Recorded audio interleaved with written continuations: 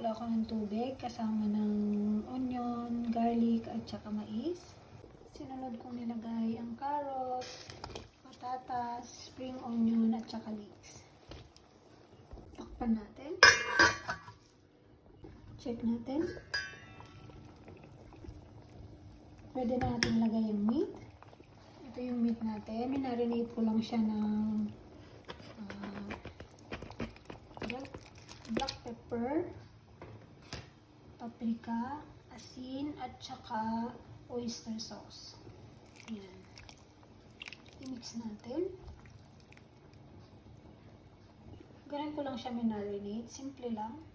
Takpan natin at lutuin natin ang ating gulay at ang karne. Check natin.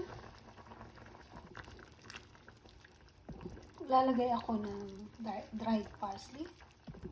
Kalahating yung cubes. Magic sarap. Lalagay ako ng paprika. Lalagay din ako ng pamintang durog. I-mix natin. Maglalagay ako ng kalahati nitong vegetable stock. Optional lamang pong paglalagay ng vegetable stock. Kung wala po kayo, pwede pong tubig lang. Takpan natin at antayin natin kumulo ulit. Check natin. Ilagay natin ang ating huling gulay, patsoy.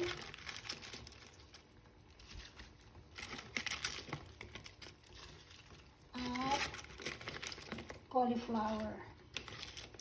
May konti akong cauliflower, kaya ilagay na rin natin. Ayan. Takpan natin at lutuin natin ng 2 minuto. Check natin. Ayan.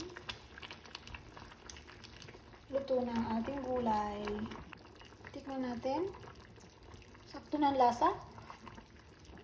Luto na ang ating nilagang pabo.